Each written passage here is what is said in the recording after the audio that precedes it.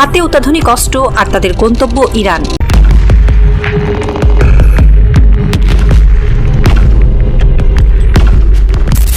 জাপানের ওকিনাওয়া থেকে এক বিশাল নৌবহর রওনা হয়েছে মধ্যপ্রাচ্যের দিকে। নৌবহরের মাঝখানে ভাসছে এক দানব, ইউএসএস ট্রিপলি, একটি উভচর যুদ্ধজাহাজ যা একই সঙ্গে সমুদ্রে ভাসতে পারে, স্থলে নামাতে পারে সেনা, আর আকাশ থেকে ঢালতে পারে মৃত্যু।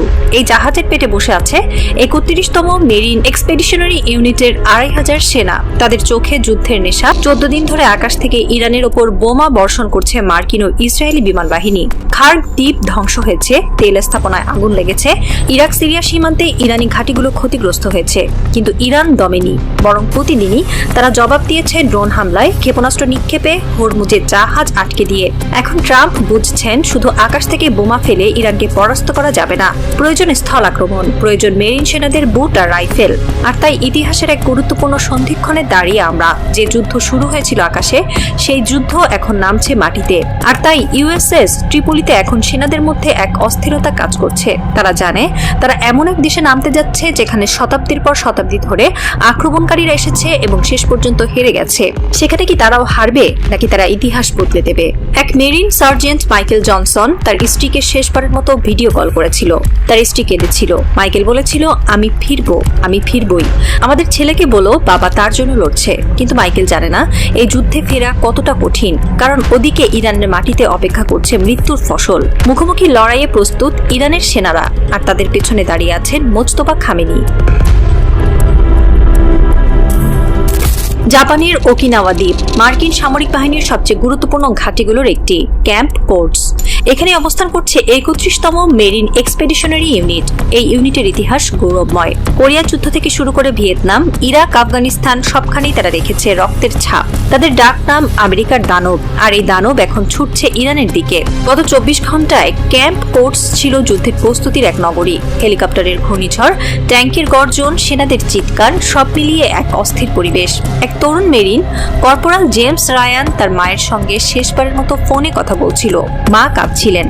জেমস বললেন, মা, আমি জানি না ফিরতে পারবো কিনা, কিন্তু আমেরিকার জন্য, দেশের জন্য আমি যুদ্ধে যাব। ইরানিরা আমাদের 14 দিন ধরে ঠেকিয়ে রেখেছে, এবার তাদের দেখাবো আসল যুদ্ধ কাকে বলে। জেমস জানে না তার এই আসল যুদ্ধ ডেকে আনতে পারে এক ভয়াবহ রক্তক্ষয়, কারণ ওদিকে তেহরানে মোজতবা খামেনি বসে নেই। তিনি তৈরি করেছেন এক বিপর্যয় পরিকল্পনা, যার নাম শহীদের হাসি।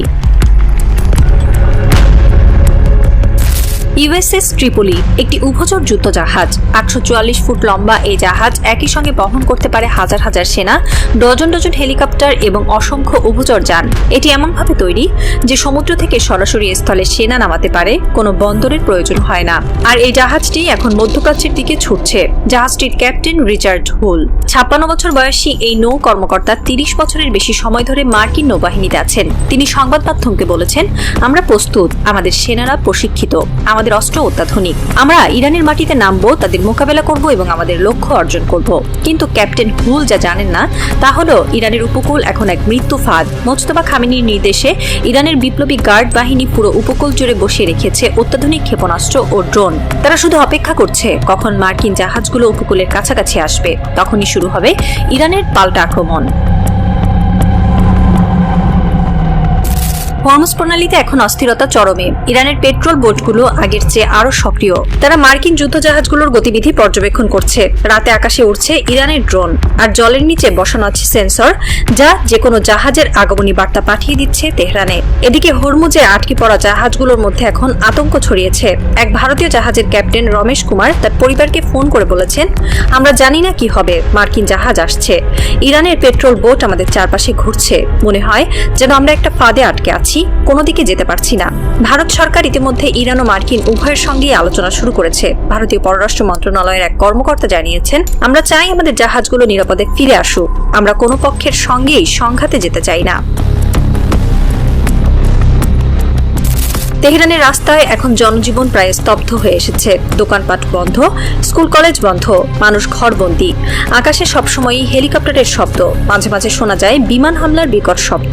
আর রাতে দেখা যায় আকাশে ক্ষেপণাস্ত্রের আলোর রেখা। এক তরুণী ফাতেমা তার বাসার ছাদে দাঁড়িয়ে আকাশের দিকে তাকিয়েছিল, চোখে জল। তার বড় ভাই গত সপ্তাহে নিখোঁজ হয়েছে। সে ইরানি বিপ্লবী গার্ডে যোগ দিয়েছিল। শেষবার যখন কথা হয়েছিল, তার ভাই তাকে বলেছিল, ফাতেমা, আমি যদি শহীদ হই তুমি কাঁদবে না, কারণ আমি শহীদ হতে চাই আমাদের দেশের জন্য, আমাদের ধর্মের জন্য। ফাতেমা জানে না তার ভাই বেঁচে আছে কিনা, কিন্তু সে প্রতিদিন ছাদে দাঁড়িয়ে থাকে আকাশের দিকে, যদি কোনো খবর পায়। কিন্তু খবর আসে না, শুধু আসে বোমার শব্দ আর ক্ষেপণাস্ত্রের আলো। হরমুজ প্রণালীতে সূর্য ডুবছে, আকাশে লাল আভা ছড়িয়েছে। ইউএসএস ট্রিপলি এখনো এগিয়ে চলেছে। জাহাজের ডেকে দাঁড়িয়ে ক্যাপ্টেন হুল দূরের দিগন্তে তাকিয়ে আছেন। তিনি জানেন কয়েক ঘন্টার মধ্যেই তার সেনারা নামবে ইরানের মাটিতে। তিনি জানেন তাদের জন্য অপেক্ষা করছে মৃত্যু, কিন্তু তিনি থামতে পারেন না, কারণ তার দেশ বলছে যুদ্ধ করতে হবে। ওদিকে তেহরানে মোজতবা খামেনি তার প্রার্থনায় বসেছেন। তিনি আল্লাহর কাছে দোয়া করছেন, হে আল্লাহ, আমাদের শত্রুদের হাত থেকে রক্ষা করো, আমাদের যোদ্ধাদের সাহস দাও, আমাদের বিজয় দাও। দোয়া শেষে তিনি জানালার বাইরে তাকালেন। তেহরানের আকাশ তখন অন্ধকার, কিন্তু সেই অন্ধকারে তিনি দেখতে পাচ্ছেন এক আলোর রেখা। তিনি জানেন না সেই আলো বিজয়ের আলো নাকি মৃত্যুর আলো। হরমুজের জলে তখন ঢেউ খেলে যাচ্ছে। সেই ঢেউয়ের শব্দ যেন ফিসফিস করে বলছে, আগামীকাল ভোর। আগামীকাল ভোরেই শুরু হবে ইতিহাসের এক নতুন অধ্যায়, রক্তাক্ত অধ্যায়, যার নাম কেউ লিখবে বিজয়, কেউ লিখবে পরাজয়, কিন্তু শেষ পর্যন্ত যে দাঁড়িয়ে থাকবে সেই হবে আসল বীর। ইউএসএস ট্রিপলি তখন আরো এগিয়ে চলেছে। জাহাজের পেটে ঘুমিয়ে আছে 2500 মেরিন। তাদের স্বপ্নে বারবার ফিরে আসছে ঘরের ছবি, মায়ের মুখ, স্ত্রীর চোখ। কিন্তু তারা জানে হয়তো এই শেষ রাত তাদের জীবনের। আগামীকাল সূর্য ওঠার আগেই হয়তো তাদের বাড়ি জমবে না দেখার দেশে। আর মোজতবা তখনও জেগে। তিনি তার কমান্ডারদের নির্দেশ দিচ্ছেন, প্রস্তুত থাকো, ভোর হতেই তারা আসবে, তাদের স্বাগতম জানাও। ইরানের মাটি পবিত্র, এই মাটি রক্ষা করতে হবে। ভোর হতে আর মাত্র কয়েক ঘন্টা, আর এই কয়েক ঘন্টার মধ্যেই নির্ধারিত হবে ইতিহাসের গতিপথ। যে যুদ্ধ শুরু হয়েছিল আকাশে, সেই যুদ্ধ এখন নামছে মাটিতে। মুখোমুখি লড়াই, রক্ত আর আগুনের লড়াই। আর এই লড়াইয়ের ফল কি হবে তা কেউ জানে না, শুধু হরমুজের জলের ঢেউগুলো জানে আগামীকাল ভোরে এই জল লাল হবে। লাল হবে সূর্যের আলোয় নয়, লাল হবে রক্তের আলোয়। আর সেই রক্তের দাগ হয়তো কখনো মুছবে না হরমুজের বালুচর থেকে।